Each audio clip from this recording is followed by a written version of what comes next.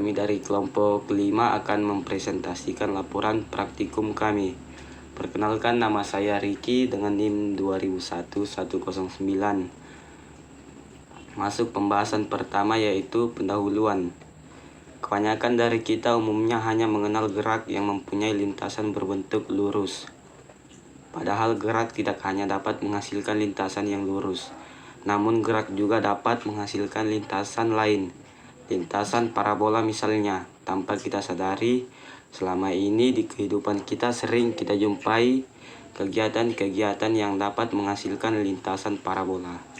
Antara lain, bola yang dipukul atau dilempar pada permainan basketball, bola yang ditendang pada pertandingan sepak bola, peluru yang dilemparkan dari senapan, dan lain sebagainya.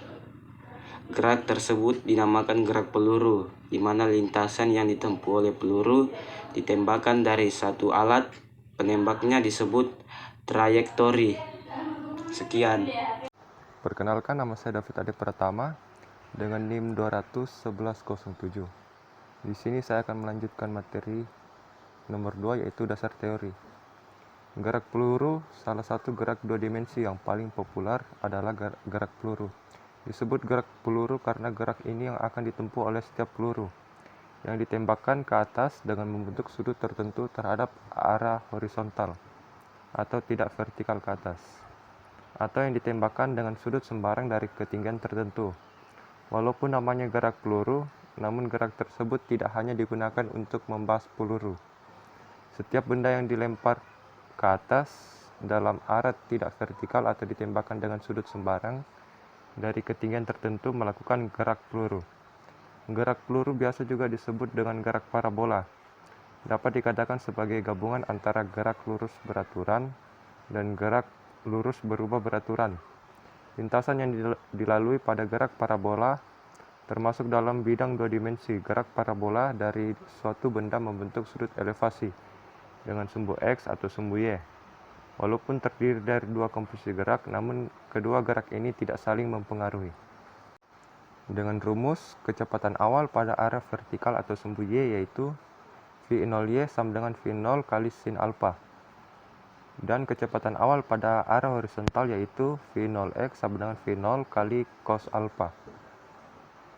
Rumus kecepatan yaitu pada arah vertikal Vy sama dengan V0 kali sin alpha min gt.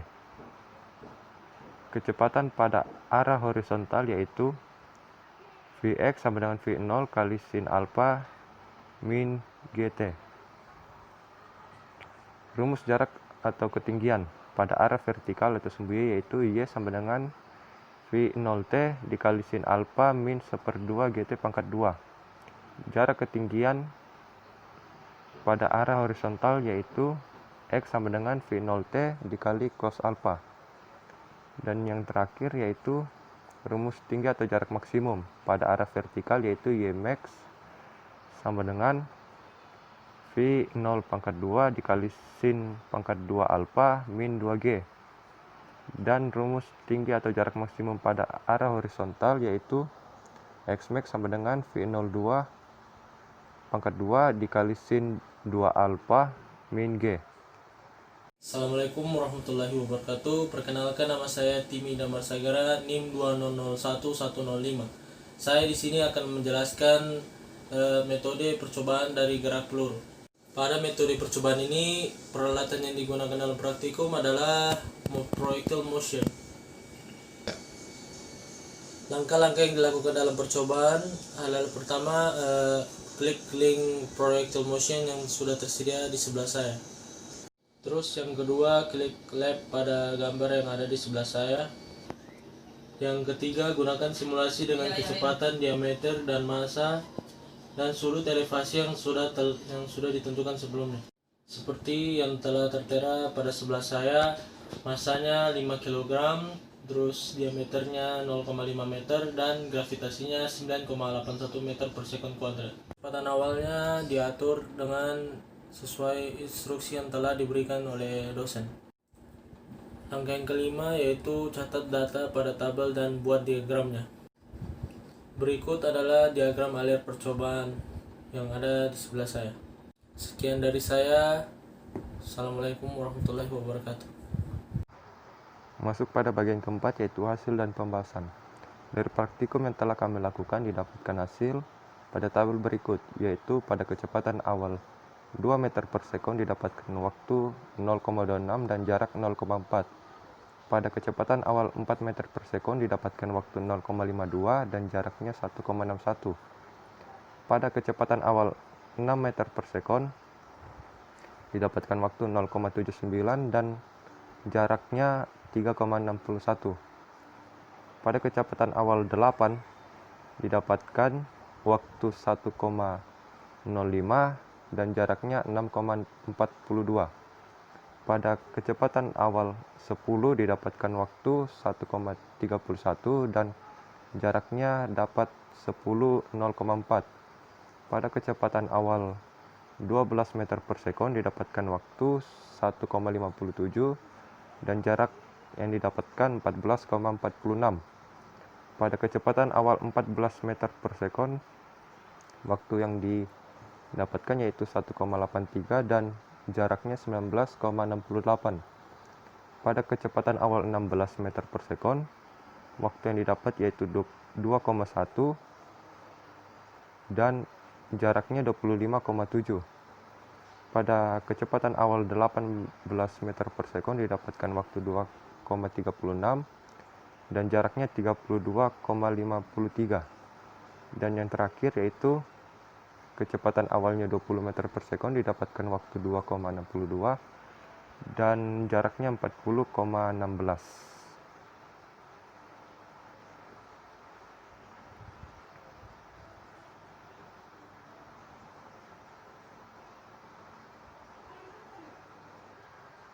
Masuk pada bagian selanjutnya, yaitu tugas pendahuluan. Yang pertama, tunjukkan bahwa lintasan gerak peluru menyerupai parabola. Gerak parabola dikenal dengan sebutan gerak peluru. Gerak parabola disebut gerak peluru karena gerak ini mirip dengan peluru yang ditembakkan. Pada gerak parabola menyebabkan gerakan benda dan gesekan udara dapat diabaikan. Pertanyaan nomor 2, tugas pendahuluan, yaitu bagaimana kecepatan dan percepatan proyektil atau peluru pada titik tertinggi. Mengapa? Jawabannya yaitu kecepatan proyektil adalah 0 karena berada di puncak tertinggi atau maksimum. Masuk bagian selanjutnya, yaitu tugas analisis. Soal nomor 1 yaitu jelaskan mengenai data yang Anda peroleh. Dari data yang kami peroleh dapat didapatkan hasil yang sudah kami tuliskan pada bagian tabel dan grafik yang barusan kita bacakan tersebut, yaitu grafik yang di atas. Nomor 2, jelaskan apa yang terjadi pada lama waktu di udara ketika kecepatan awal berubah untuk proyektil yang sama. Mengapa? Jawabannya itu kecepatan awal berubah atau bertambah, artinya kecepatan terpentalnya sebuah peluru atau proyektil juga bertambah, yang membuat sebuah peluru atau proyektil semakin lama di udara. Sebaliknya, jika kecepatan awal berkurang, kecepatan terpentalnya sebuah proyektil juga akan berkurang, yang membuat proyektil tidak akan lama di udara. Pertanyaan nomor 3, jelaskan apa yang terjadi pada nilai jangkauan ketika kecepatan awal berubah untuk proyektil yang sama. Mengapa? Jawabannya itu kecepatan awal berubah akan mempengaruhi nilai jangkauan. Jika kecepatan awal bertambah, berarti nilai jangkauan akan semakin jauh. Dan ketika kecepatan awal berkurang, berarti nilai jangkauan juga semakin dekat. Dari praktikum yang telah kami lakukan, didapatkan kesimpulan. Yang pertama yaitu kecepatan awal mempengaruhi lama waktu di udara. Dan kecepatan awal juga mempengaruhi nilai jangkauan dari sebuah proyektil. Saran yang diberikan pada percobaan ini diantaranya yang pertama, yang 1, kurangnya data sehingga disarankan untuk lebih mencari data yang lengkap dari sumber-sumber lain. Yang kedua, pembahasan yang masih kurang lengkap sehingga disarankan untuk tidak hanya berpatokan terhadap percobaan ini, tetapi juga lebih mendalami ilmu dari sumber-sumber lain. Sekian dari kami kelompok 5. Terima kasih.